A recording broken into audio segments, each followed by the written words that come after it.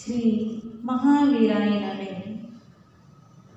जय आत्मा, जय आनंद, जय देवेंद्र, जय शिव, जय शशिकांता, जय सरिता, जय अजय, जय मंजुला। उपाध्याय भगवै श्री जितेंद्र गुरुवे नमः। गुरु कृपा से गुरु चरणों में रहकर ये तुच्छ बुद्धि जो भी स्वीकार कर पाई, कुछ आपके समक्ष रखने का प्रयास करूं। श्रमण भगवान महावीर स्वामी की पावन पवित्र आनंददायिनी कल्याणकारिणी वाणी,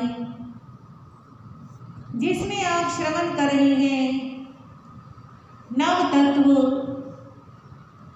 तत्वों में भी पुण्य तत्व, और पुण्य तत्व में भी पहले पुण्य की चर्चा कौन सी? अन्न पुण्य। अन्न पुण्य अर्थात अन्न का दान करना।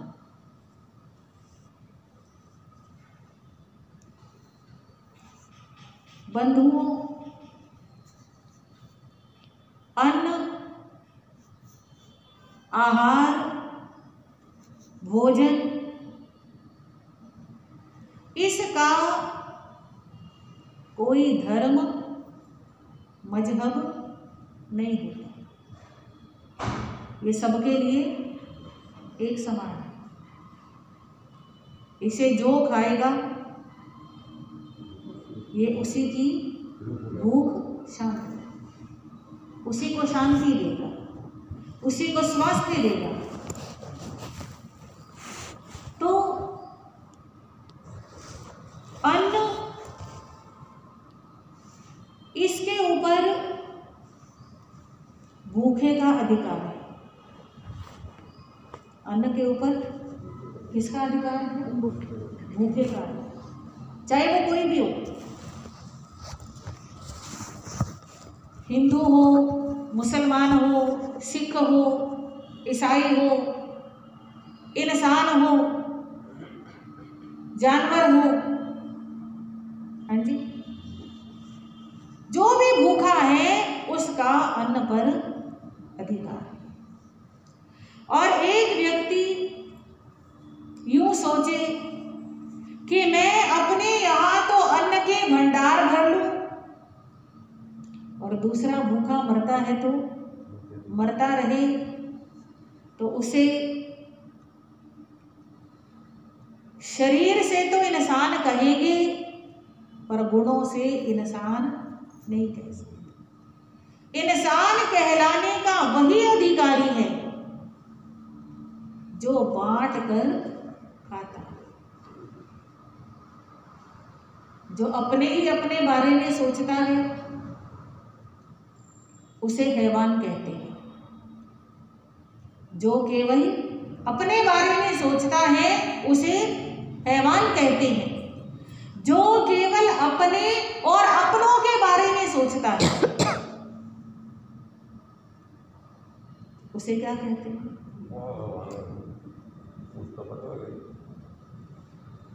और जो अपने साथ सबके बारे में सोचता है उसे भगवान है। एक समय स्वयं भूखा रहना पड़ जाए पर दूसरा भूखा नहीं रहना चाहिए। हमारे हिंदुस्तान की परंपरा है बांट कर खाना। हाँ जी, अतिथि देवो भव। जो अतिथि आ गया, चाहे वो मित्र है या शत्रु है, धनी है या निर्धन है, बलवान है या निर्बल है, जो द्वार पर आ गया वो हमारे लिए क्या है? देवता है। और भगवान महावीर स्वामी ने भी कहा, अतिथि समविभाग व्रत। श्रावक श्राविका का, सदगृहस्थ का, 12वां व्रत है कौन सा? अतिथि सम विभाग। ऐसा नहीं स्वयं तो अच्छा अच्छा खा लिया और अतिथि को बचा कुचा। अगर अतिथि को बचा कुचा दे रहे हैं तो उसे सम विभाग नहीं कहेंगे। सम विभाग का मतलब बहुत बड़ी बात है ये। अगर आप हलवा खा रहे हो तो अतिथि को भी क्या खिलाना? हलवा ही खिलाना। अगर आप ताजी घी लगी रोटी खा रहे हो तो अतिथि को भी ताजी और घी लगी रोटी खिलाना, उसको तेल लगा करके नहीं। सम विभाग।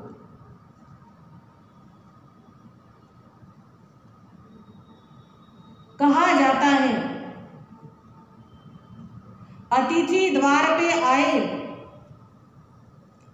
और भूखा चला जाए, बिना कुछ लिए चला जाए, तो घर के सारे पुण्य अपने साथ ले जाता है। ये जब हम छोटे छोटे थे आपने भी पढ़ा होगा, सिलेबस में लगती थी कहानी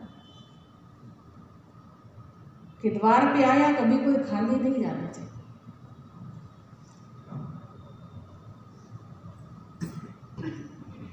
हमारे पूज्य गुरुदेव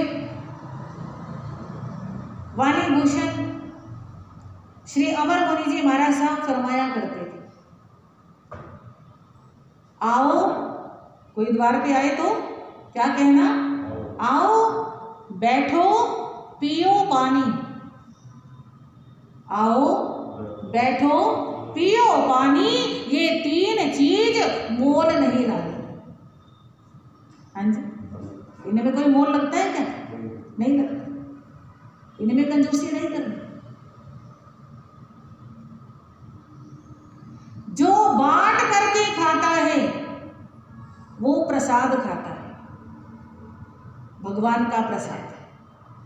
प्रसाद किसे कहते हैं? जो बांटा जा रहा हो उसे क्या कहते हैं? प्रसाद कहते हैं। तो बांट कर खाया हुआ अमृत होता है और बिना किसी से पूछे, बिना किसी को दिए खा लिया तो वो जहर का रूप ले जाता है। हमारा थोड़ा सा टॉपिक चेंज होगा, पर बीच में एक बात आपको बताना चाहता हूं। वो भोजन जिस पर दूसरे की नजर पड़ी हो, हमने बड़ों से सुना है कि भोजन और भजन एकांत में होने चाहिए। बिल्कुल ठीक बोला। क्यों होने चाहिए?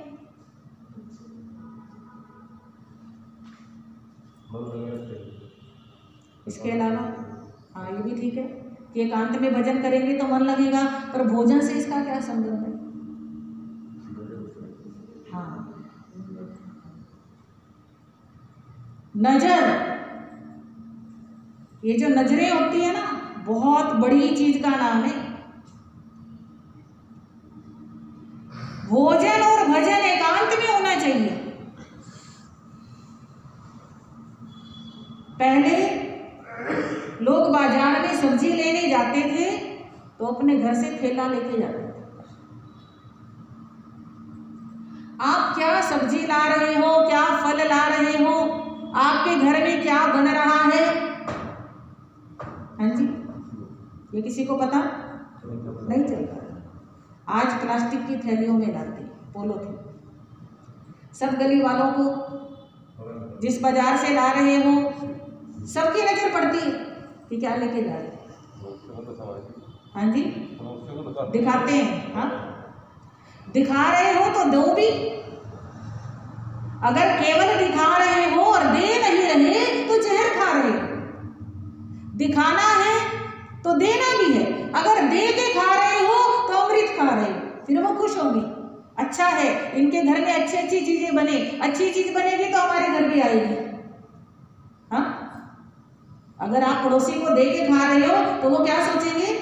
अच्छी बात है, इनके घर खीर बनेगी तो हमारे घर भी आएगी। और अगर केवल दिखा के खा रहे हो तो आप खुद ही सोच लो क्या भावना है। बाजार में खड़े होकर के खाने की परंपरा हमारे हिंदुस्तान की नहीं है। बाजार से चीज लेकर के घर में आओ और परिवार के साथ बैठ करके मिलकर। वैसे तो बाजार की चीज हम मना ही करते हैं, हम क्या सभी मना करते हैं, खाते भी सभी और मना भी सभी करते हैं। पर फिर भी अगर खानी है तो घर में ला करके खाओ, बाहर खा रहे हो तो पता नहीं किसकी कैसी नजर पड़ रही है। बाजार में शीशे के शोकेस में मिठाइयां लगी होती हैं और जितने भी लोग वहां से गुजरते हैं सबकी नजर उस मिठाई पे पड़ती है। आपकी जेब में पैसा है आप तो खरीद लोगे, जिनकी जेब में पैसा नहीं है वो क्या सोचेंगे, काश मैं भी खा सकता, खरीद सकता। हाँ, तो उसकी नजर उस पर पड़ी हुई है। वो चीज आप ला करके खा रहे हो तो ये गलत है। तो हमारा विषय था कि भोजन और भजन एकांत में, और उससे पहले क्या विषय, अन्नदान। अगर दिखा रहे हैं तो हमें देना भी चाहिए।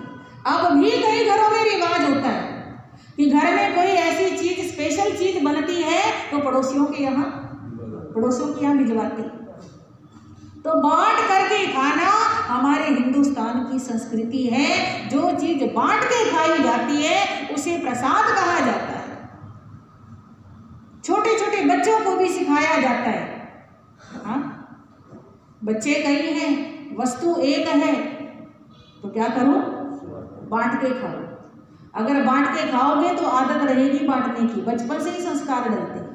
पहले परिवारों के अंदर 3, 4, 6 ज्यादा बच्चे हुआ करते थे और चीज थोड़ी आती थी तो सहज ही उनमें आदत पड़ जाया करती थी कि जो चीज आई है हमने उसे क्या करना है, बांट के खाना है। अब बच्चा आज 1 है, हाँ, तो वो बांट के खाना कहाँ से सीखेगा। बच्चे 2 हैं, दोनों को अलग अलग मिल रही है, बांट के खाना कहाँ से सीखेंगे। तो ये संस्कार भी हमारे बहुत जरूरी है। अन्नदान, अन्न का वितरण करना, अन्न को बांटना, अपने बारे में नहीं सोचना, दूसरों के बारे में भी सोचना। कल आपको बताया था 3 कारणों से लोग दान करते हैं। कौन कौन से? पहला कारण अपनी करुणा से, और उदाहरण सुनाया था भगवान श्री शांतिनाथ जी का, पूर्व भव। उन्होंने अपनी करुणा से अपना शरीर भी क्या कर दिया, बलिदान कर दिया, एक कबूतर के प्राण बचाने। दूसरा कारण पुण्य कमाने की भावना से कि मैं दूंगा तो मेरे को क्या मिलेगा, पुण्य मिलेगा, और पुण्य मिलेगा तो वो पुण्य मेरे काम आएगा इस लोक में, परलोक में, अगले जन्म में पुण्य मेरे साथ जाएंगे। इस भावना से लोग क्या करते हैं, दान करते हैं। पहले करुणा से और दूसरे पुण्य की भावना। जब हम शास्त्रों को पढ़ते हैं तो ऐसे अनेक उदाहरण मिल जाते हैं कि पहले के लोग दानशाला खोला करते थे। सुना है आपने? दानशाला, जिसको जो चाहिए वो सब कुछ कहां से मिलेगा, दानशाला से। भोजन चाहिए भोजन, वस्त्र चाहिए वस्त्र, दवाई चाहिए दवाई, जो भी कुछ चाहिए सब कुछ दानशाला से मिलेगा। हमारे यहाँ उदाहरण आता है नंदन मनियार का। नंदन मनियार सुना होगा नाम आपने।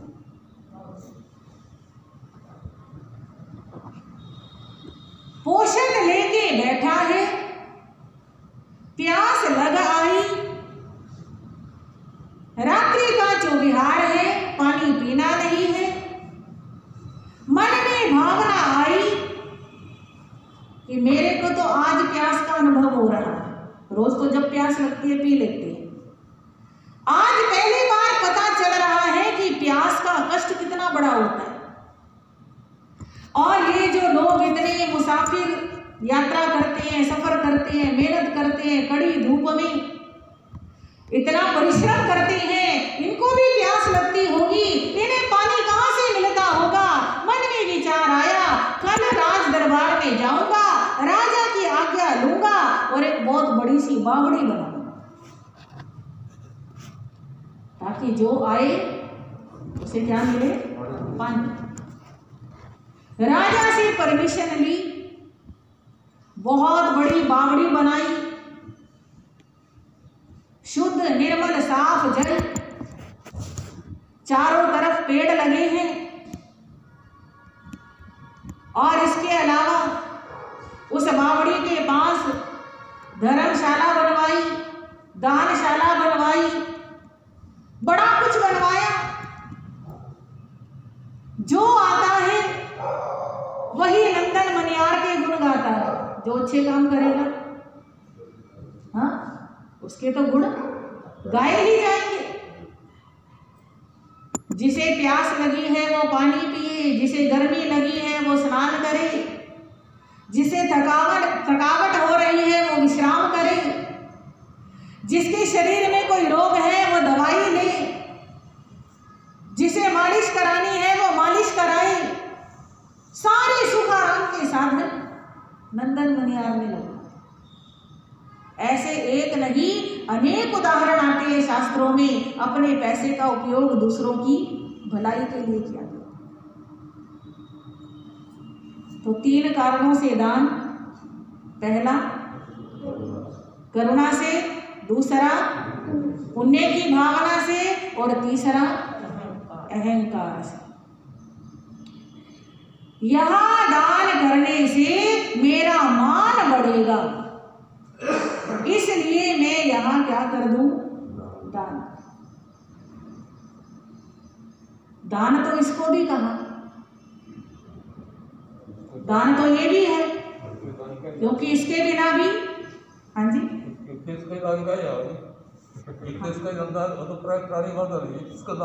हाँ, परोपकार बंद है। आज तो ज्यादातर लोग इसी कारण से दान देते हैं, हाँ? पर इसी दान को अच्छी भावना से देंगे तो अपना भी भला है, वरना दूसरों का भला तो है। जिसने भी दान दिया, जिसको भी दिया, लेने वाले का काम तो हुआ ना।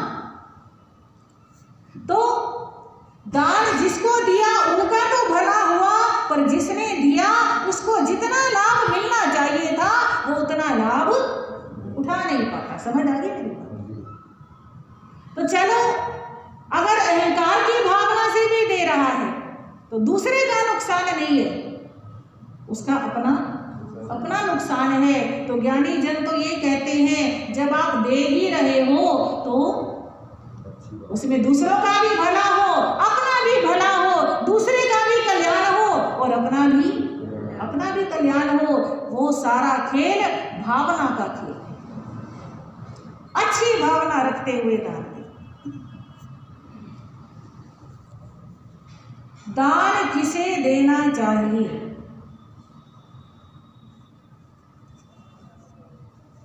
दान ऐसा तो नहीं कि हर किसी को दे दो। दान किसे देना चाहिए? सुपात्र को। सुपात्र की पहचान होना सबसे ज्यादा जरूरी है। भगवान महावीर स्वामी ने दान किसे देना इस विषय को लेकर के 3 श्रेणियां बनाई। दान देना किसे, इसकी 3 श्रेणियां बनाई। सबसे पहला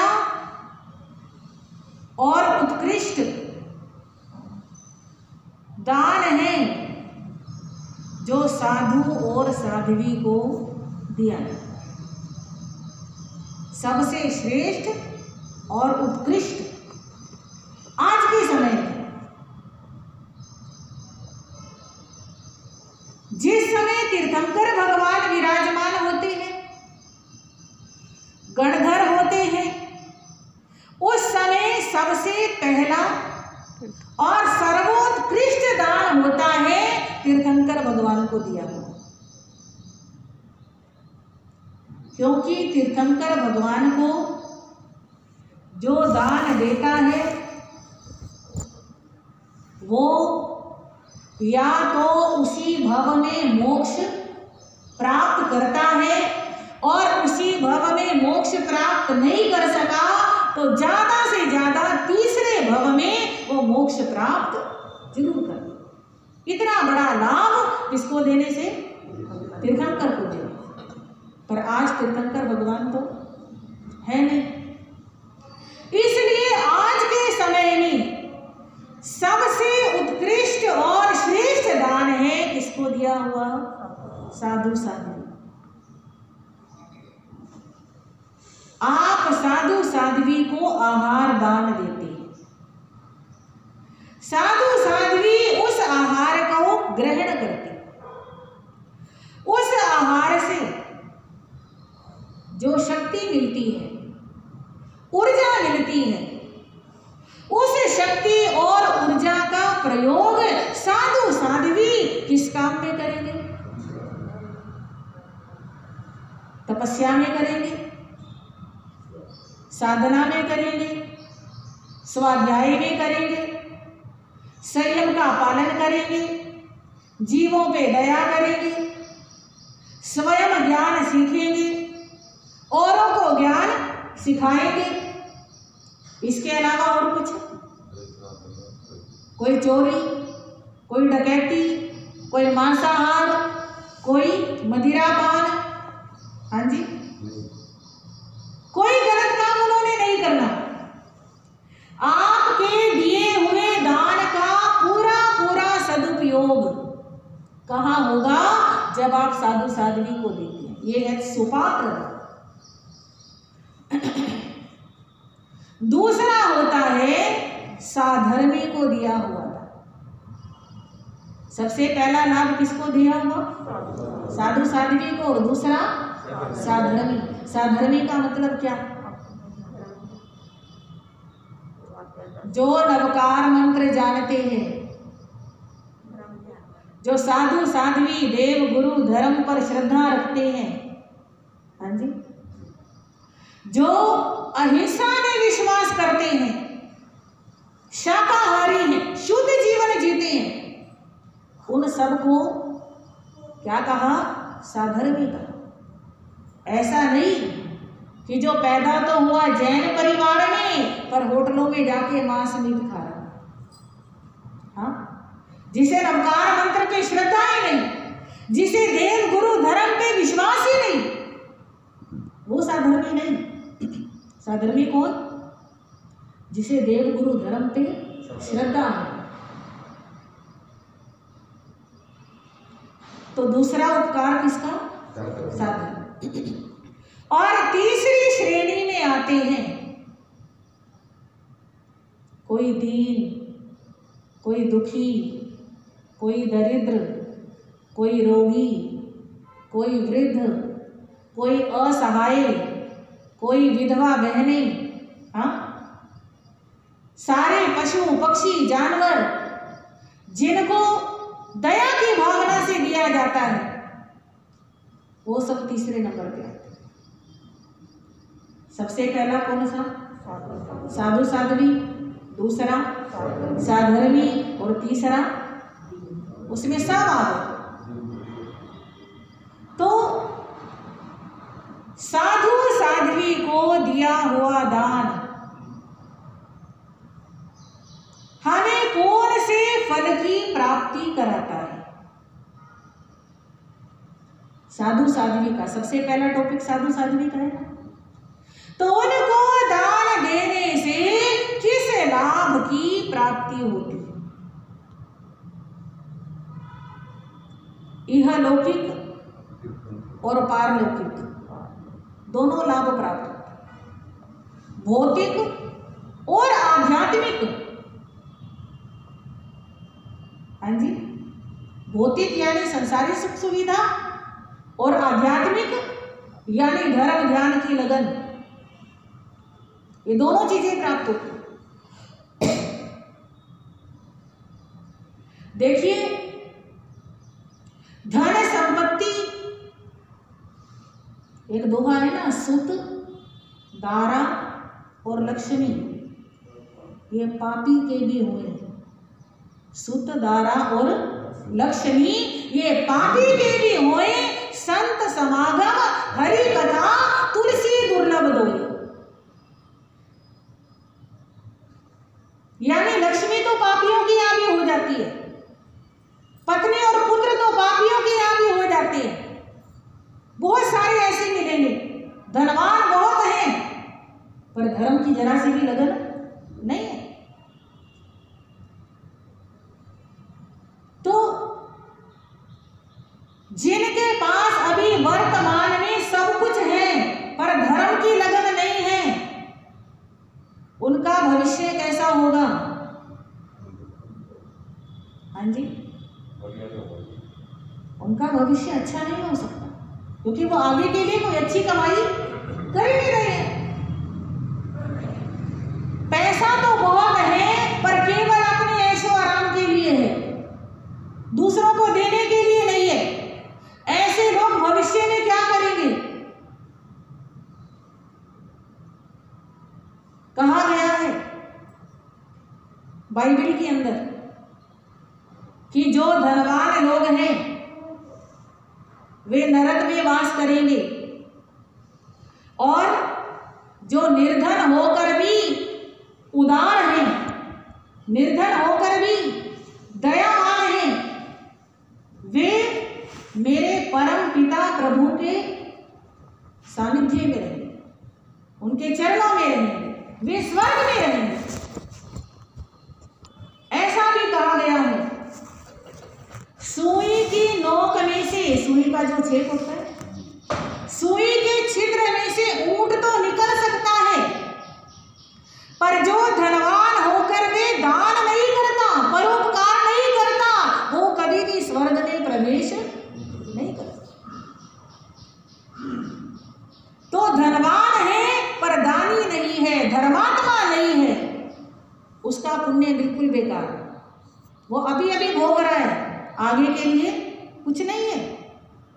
साधु साध्वी को आहार देने से धन भी मिलता है और धन के साथ साथ धर्म की बुद्धि भी मिलती है। आपको मेरा पॉइंट समझ में आ रहा है? दोनों चीजें मिलती हैं। धन मिलने से ये लोग सुधरता है और धर्म की बुद्धि मिलने से परलोक भी सुधरता है।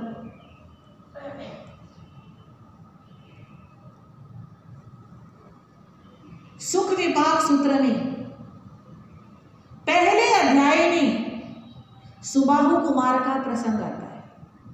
सुख विपाक पढ़ा? पहला अध्याय क्या है? सुबाहु कुमार। और सुबाहु कुमार की रिद्धि सिद्धि का वर्णन किया गया है। 500 कन्याओं के साथ सुबाहु कुमार का विवाह। और सुबाहु कुमार के पिता ने 500 अलग अलग महल बनाए हैं। सुबाहु कुमार की 500 पत्नियों के कितना वैभव होगा, खुद ही सोचो।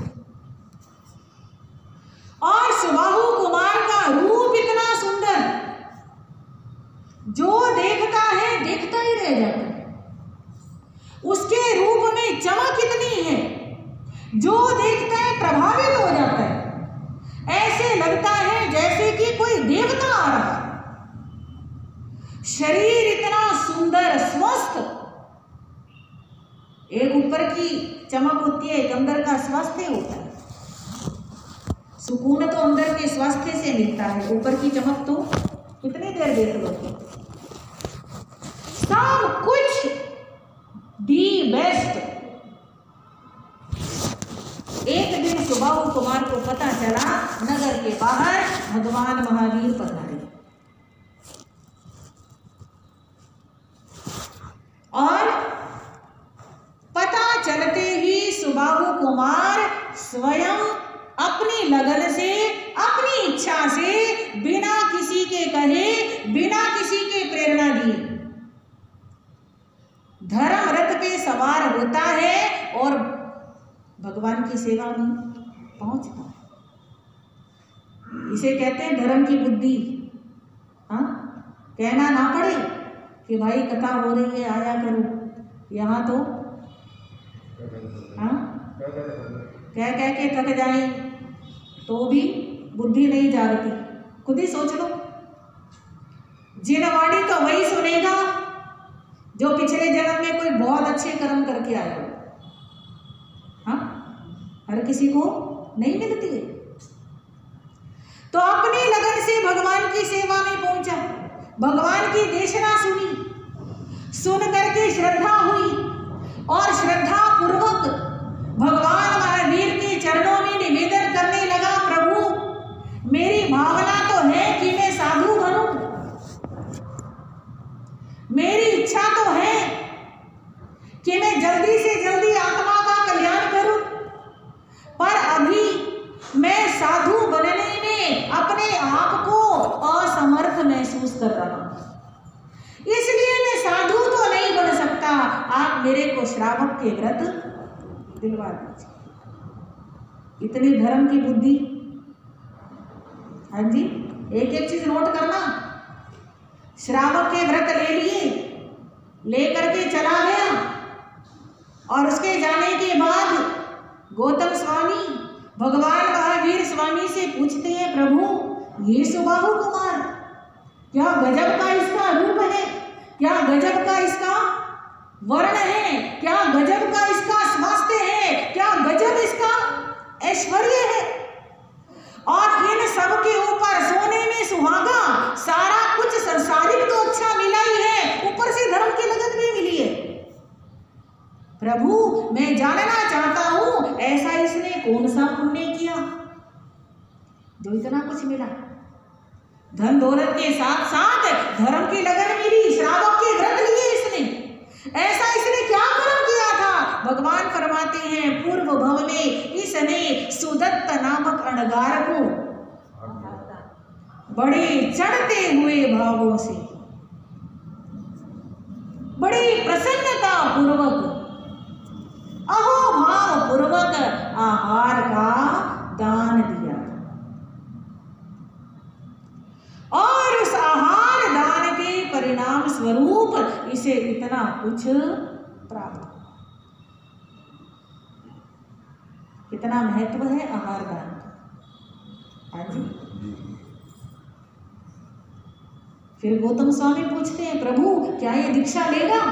कहते हाँ, दीक्षा भी जरूर लेगा और यहां से काल करके देवलोक में जाएगा, देवलोक से काल करके महाविद्य क्षेत्र में जाएगा, वहां पर छोटी आयु में ही दीक्षा लेगा, साधना करेगा और मुक्ति को प्राप्त हो जाएगा। इतना बड़ा लाभ किससे? श्रमण श्रमणी को आहार का। एक नहीं और भी अनेक उदाहरण है जिन्होंने केवल साधु साध्वी को आहार प्रदान करके कितना लाभ प्राप्त किया। आज का समय हमारा पूर्ण हो रहा है। इन शब्दों